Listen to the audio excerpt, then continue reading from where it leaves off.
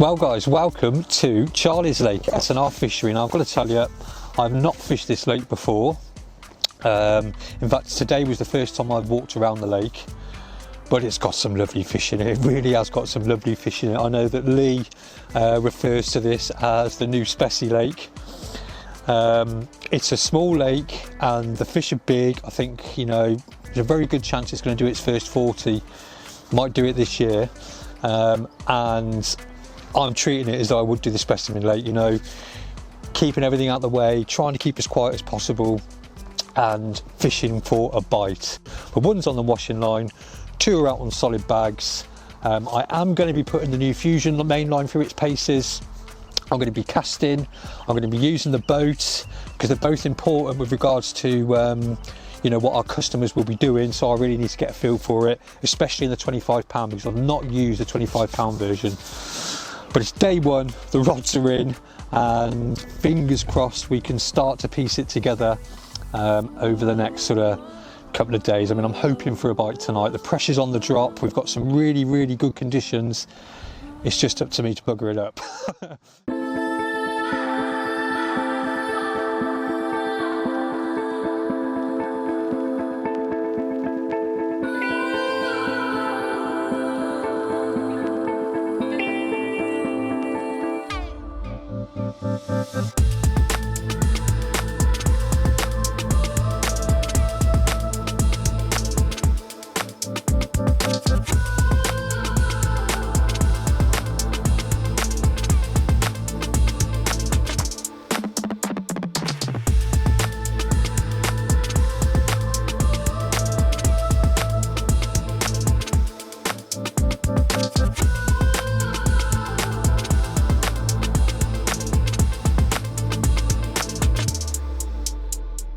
We're having to do this on the phone because of the weather.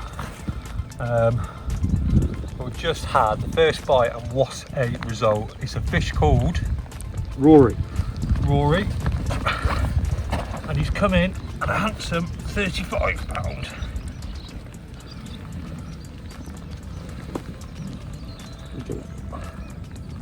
On the button. So I can't quite believe it, but it has happened.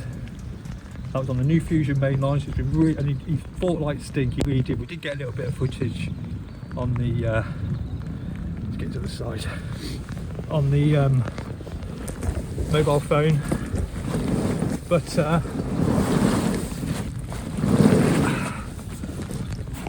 yeah, I've been bivvy bound basically because of the rain, so we couldn't bring the other camera out unfortunately. But not that I care, to be honest right now, because that is an absolutely excellent result. It's well, mate.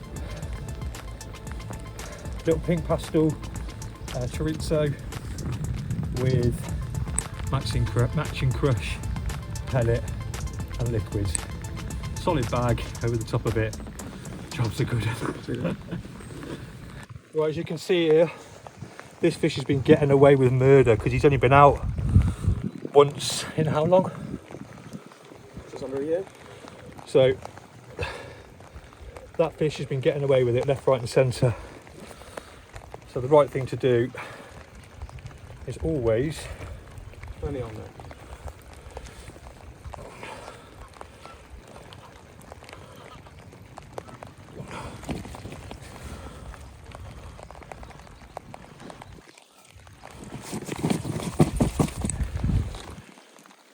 treat him up.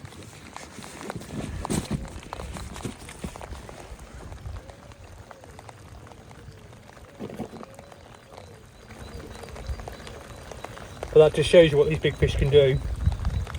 I don't know if he's a riggy fish or not, but if he's been out once in a year, he's slipped a fair few hooks. So we got lucky. Well guys, what a result that was. I've been bivvy bound. The rain has literally just stopped. I've been bivvy bound, it's probably about 12 o'clock now, since first light pretty much. But to get a bite I think that's either the biggest or the second biggest fish in the lake. I mean, I just can't believe it. I really cannot believe my luck. So just to talk you through the rig, it's a solid bag, substrate tungsten tubing, and what I always like to do is pin everything down behind the rig on these small, you know, past the tubing. So I've got a couple of blobs of putty up there, which I don't put on too tight, because should there be an accident, you want to know that putty is going to come off so the line can pull through. So that's really gently nicked on there. I am using the boat for that rod, so I'm casting to the point of the island. I'm using the boat to the rod on the plateau, and I've got a washing line over there. The rain's just stopped. I'm going to get this rod back out and press repeat. So as I say, it was just an inline drop off solid bag, spicy pink, spicy chorizo, elevate pillow on there, single one with a J Precision size 4 hook and a tungsten sinker. The smaller ones in the pot, I think they're 10mm, sit absolutely perfectly, and I mean perfectly, over the top of the hook. Solid bag on the top of the plateau out there. So I'm going to press repeat on that rod. I'm surprised the washing line rod hasn't gone. We'll have a look at that a little bit later on in more detail. But the rain's just stopped, so I'm itching to get the rod back out. So I'm going to do that now. Change this rig over and catch up with you in a bit.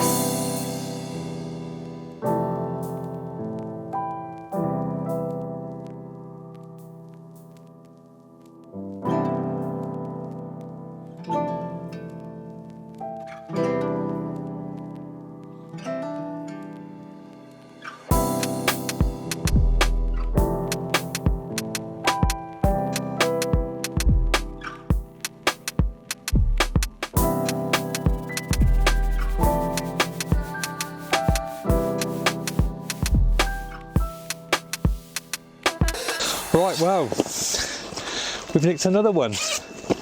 Same spot, off the top of the plateau, and I've gone from probably one of the biggest fish in the lake to probably the smallest. This one's bang on 20 pounds, but an absolute perler.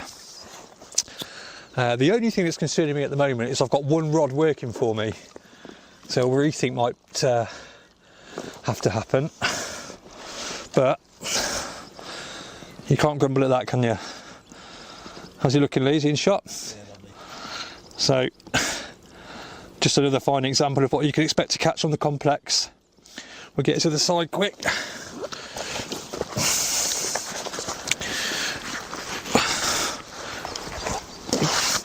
It's a very different day tomorrow. We've got a big new, I mean, I've said it before, I think, but we've got a big new southwesterly coming in, which is going to change everything. So I'm quite happy with 2 fish today.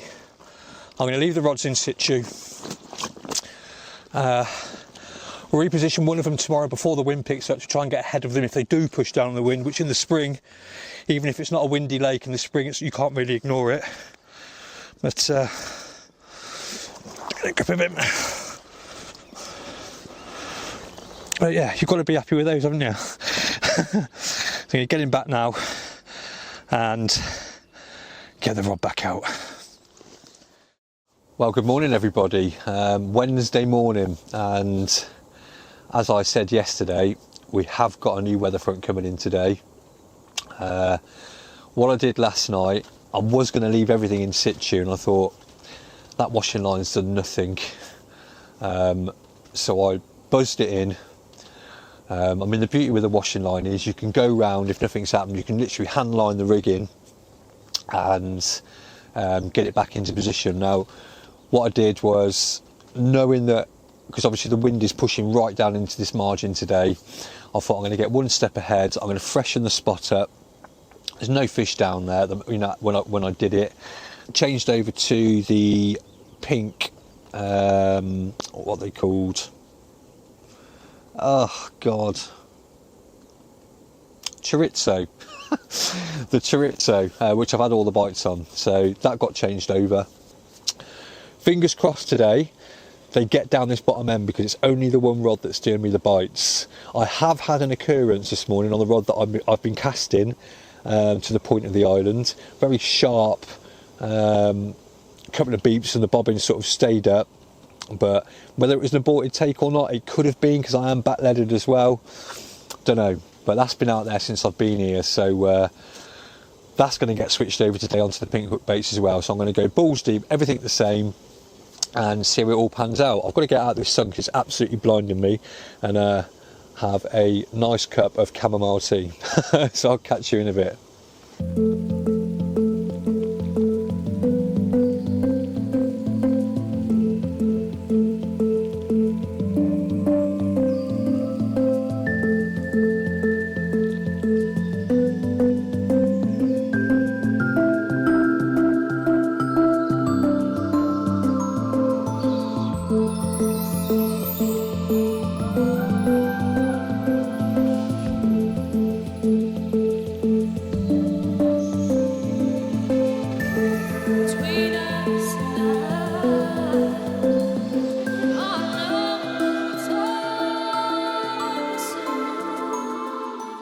Right guys, well, nothing happened last night, not for me nor Jake, and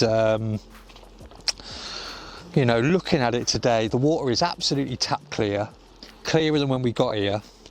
You know, this might sound like an excuse, but I'm not so sure. After we had that massive pressure drop, and off the back of that, you know, from a long period of high pressure, the water's all cleared up. And do you know what? I think we've had a bit of an oxygen crash. You might think that that's me making excuses, but it's really not.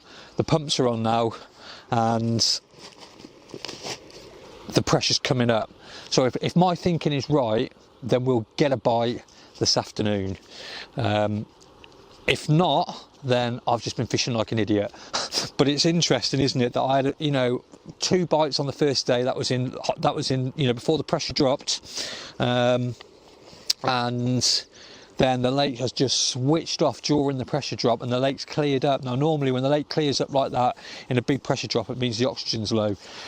The pressure's come up now, as I say, and the aerator's on, so we'll see what happens. But I'm gonna move the washing line rod down the bottom. This is actually the first time I've used the new Katran wooden spoon that comes with the PVA organic bags, which is proving to be an absolute dream to use. That's perfect. That does the job lovely. I was a little bit dubious, I'm not going to lie, but that's perfect. So yes, I'm going to move the washing line rod down the bottom. I'm going to move it further on down when there's been no line pressure, and I'm going to freshen up the spot on the that's been doing the bites, in the hope that this, if my theory is correct, in the hope that with the pressure coming up, let's get that hook up my finger, please, thank you. You know, with the pressure coming up and the aerator on, the fish are going to be hungry, and I'm going to set them a fresh trap. So we'll see. I mean, I could be right. Sometimes I am. I could be wrong. But as I say, this one is going down the bottom on a new spot on the washing line. And we'll just see how it all plays out. Like I say, I really have got a strong hunch. It would explain so much, you know. Even Jake said that, you know, the fish always showing here at night. Now, for the past 2 nights, we've seen absolutely nothing, you know. So no shows, no signs of life, and basically, the lake has just felt completely dead. You know, so I do believe that is down to an oxygen crash, but we'll see. So as I say, these is going down the bottom on the washing line, and I'm going to use the boat to do it. I'll get some footage of it, show you how I do it. The new deeper bait boat is what I'm using, and I've got to tell you, it's a dream to use with solid bags because it's got a solid bag hopper. So I'm literally going to buzz the boat down there, leave the rod in situ that's going to be going out on the washing line, leave the bag in the boat, pick the boat up down the bottom, clip it up, job's a good one. So fingers crossed, my theory is correct, and we can nick another bite. It will be a great excuse if I am correct as to why I've not caught. But honestly, something is going on. But if I'm right, we'll get a bite this afternoon. But we shall see. I shall keep you posted.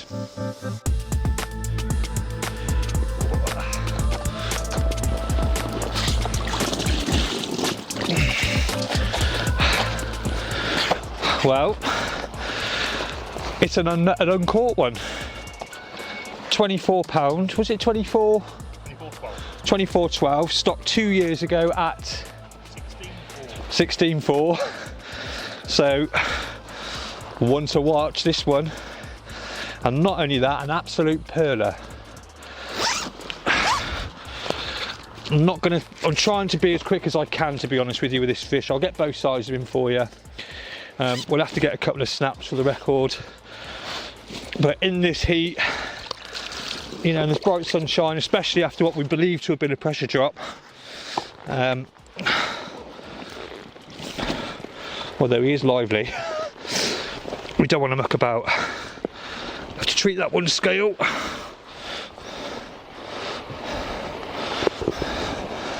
And there you go. Absolute cracking fish. We'll get it to the side quick. First time he's been out, it's unreal. And this is one of the smaller ones, I would say. Plenty of 30s to go at, and just plenty of absolutely cracking fish. Let's get him back. A few quick snaps and we'll get him back. Right guys, well that is a wrap. Unfortunately, all good things must come to an end, and I've got the dreaded pack up and the long journey home ahead of me.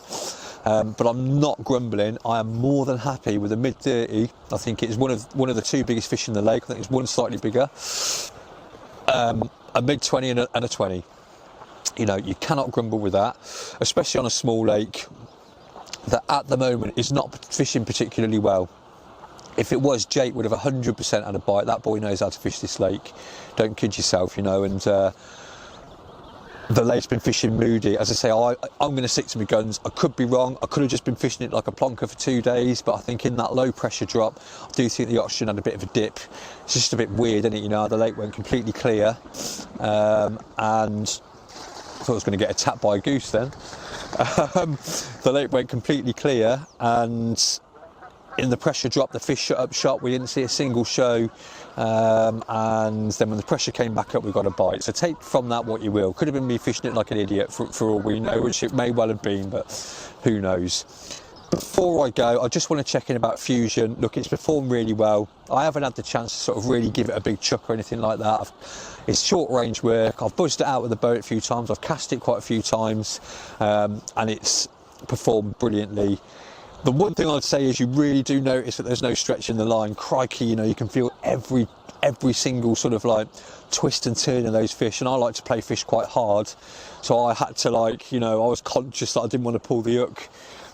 So if you're looking for a really good low stretch, fast sinking mono, you know, fluorocarbon coated mono, Fusion is the one. But look, I'm going to stop rabbiting on. Hope you've enjoyed the feature. I hope you'll join us on the next one, and good luck on your next session. Catch up with you soon.